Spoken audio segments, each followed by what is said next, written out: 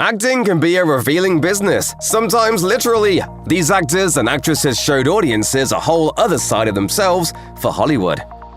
In 2014, Jennifer Lawrence and several other actors found out that some of their private images, many of which contained nudity, had been stolen and leaked online. This gross breach of privacy understandably left many of the people involved shaken. This was the main reason Lawrence was initially hesitant to star in Red Sparrow, which revolves around the weaponization of sex and Russian espionage. While the film's script appealed to Lawrence, the nudity it demanded made her reconsider. However, in the end, she decided the role was an opportunity to take control of the situation.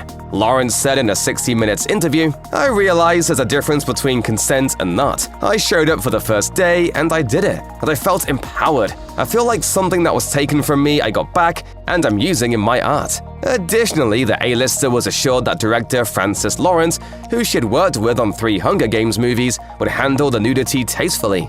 Lawrence told the Los Angeles Times, "I knew that if there was anybody who could make this material that's really salacious and daring tasteful, it's Francis."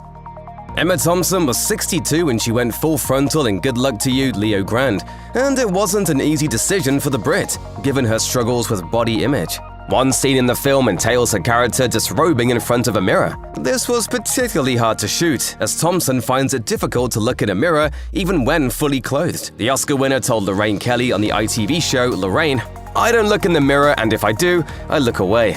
We're brainwashed from very early on to not see something that we can't accept." Along with the sex-positive nature of the film, what's helped Thompson feel comfortable with the nudity was a connection she was able to form with co-star Daryl McCormack and director Sophie Hyde. Thompson told Cinema Cafe, "Sophie, Daryl and I rehearsed entirely nude and talked about our bodies, talked about our relationship with our bodies, drew them, discussed the things that we find difficult about them, things we like about them, described one another's bodies." The actor further emphasized how the body standards imposed upon women have become increasingly unrealistic over the years. Nothing has changed in the dreadful demands made upon women in the real world, but also in acting.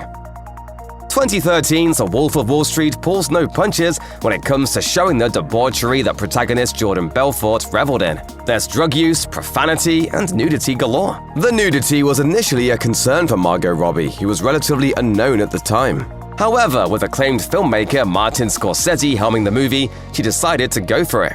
Robbie told The Telegraph, "My manager told me, if there's ever going to be a time for nudity, this is a director you do it with." While Robbie has a couple of unclothed scenes in the film, the most prominent one involves her character seducing Belfort by stepping out of her bedroom completely naked. The Australian actor understood the purpose of the now famous scene, saying, "If Martin Scorsese had made Jordan's lifestyle look horrible from the beginning, then you'd be like, well, why is he doing it?" Scorsese actually gave Robbie the option of not doing the scene nude, but she insisted on going full frontal. Robbie reasoned, "The whole point of Naomi is that her body is her only form of currency in this world. So when Marty was trying to help me out and said in the scene where she seduces Jordan, perhaps I could have a robe on, I said she wouldn't. She has to be naked. She's laying her cards on the table." Aren't you married? Well, yeah, but what? Married people can't have friends?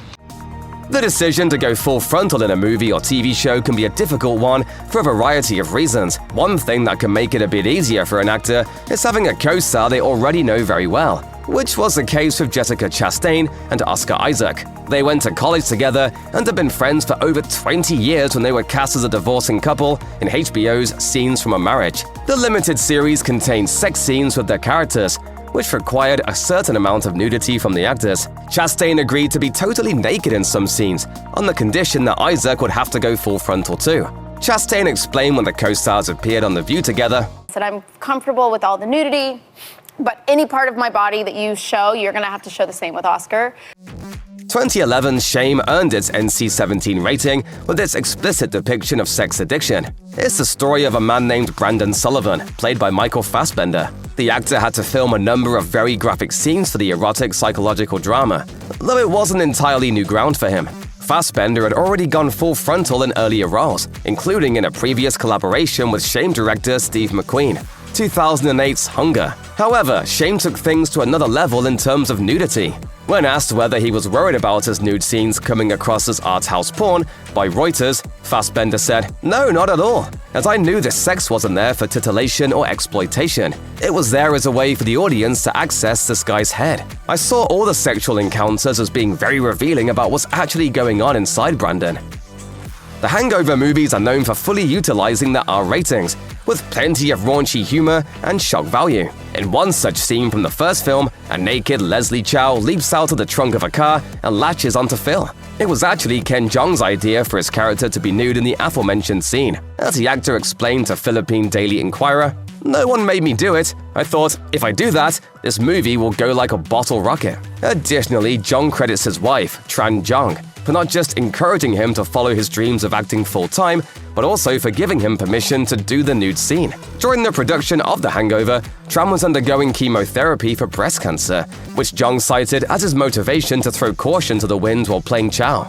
I played it so aggressively in many ways because it was, I believe, like life is short. Whatever your instincts are in life, just go for it. Life is short. Right. You have nothing to lose. The scene is one of the most memorable in the movie, and Jeong ended up going full frontal again for 2011's The Hangover Part 2. Evan Rachel Wood was on the fence about going full frontal for HBO's limited series Mildred Pierce back in 2011.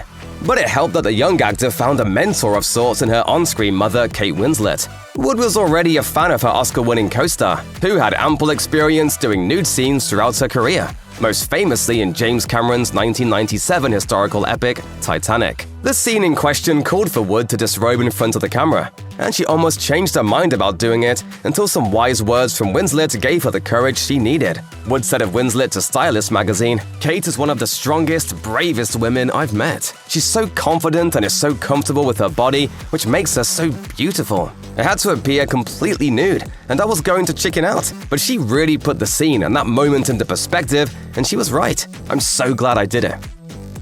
In addition to the violence and gore shown on a weekly basis, the nudity in HBO's Game of Thrones came under a lot of criticism. After the series came to a controversial end in 2019, Emilia Clarke, who starred as Daenerys Targaryen in a breakout role, opened up about her early experiences on the show and how she assumed that all the nudity was essential to the story. She said on Dax Shepard's podcast Armchair Expert, "I'd come fresh from drama school and I approached it as a job. Now I'm on a film set completely naked, with all of these people, and I don't know what I'm meant to do, and I don't know what's expected of me." Luckily for Clarke, she had a very understanding and protective scene partner during her early nude scenes. Jason Momoa, who played Khal Drogo on the series, regularly stood up for Clarke. The scenes when I got to do them with Jason were wonderful because he was like, "No, sweetie, this isn't okay." It's only now that I realize how fortunate I was with that, because that could have gone many, many, many different ways. In a movie where the opening scene features a titular character delivering a soliloquy about the exquisiteness of his private parts, there's bound to be some nudity. While playing the loud and boisterous lead in the dark comedy Dom Hemingway, Jude Law went full frontal, throwing himself into the role. Law was willing to do whatever it took to embody his character, even if it meant strolling around one of the sets wearing nothing at all. Look at me! I'm trying not to. The opening scene was the first to be filmed, and Law opted to bear all in front of the crew to get the awkwardness out of the way from the get-go. The actor told E! News, "We hurdled through the whole of this film, and I kind of figured that the best way to start was to make sure the crew knew who and what Dom was. So I thought the best way to go was to just start with this crazy opening scene, which is incredibly explicit, and I'm naked. I strolled on the set, nothing on, and started that particular soliloquy." Law was no doubt helped by the fact that this wasn't his first full frontal. He also showed us everything during a famous bath scene in The Talented Mr. Ripley.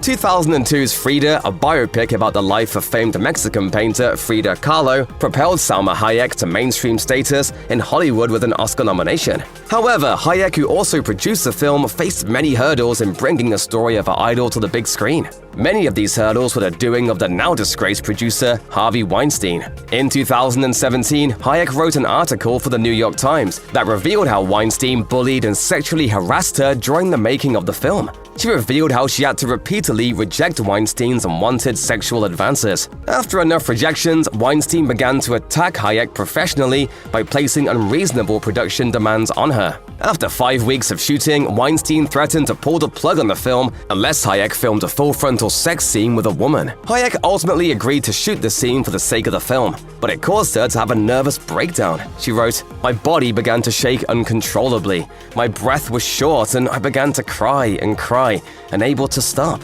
as if I were throwing up tears. Since those around me had no knowledge of my history of Harvey, they were very surprised by my struggle that morning. It was not because I would be naked with another woman, it was because I would be naked with her for Harvey Weinstein. But I could not tell them then. If you or anyone you know has been a victim of sexual assault, help is available.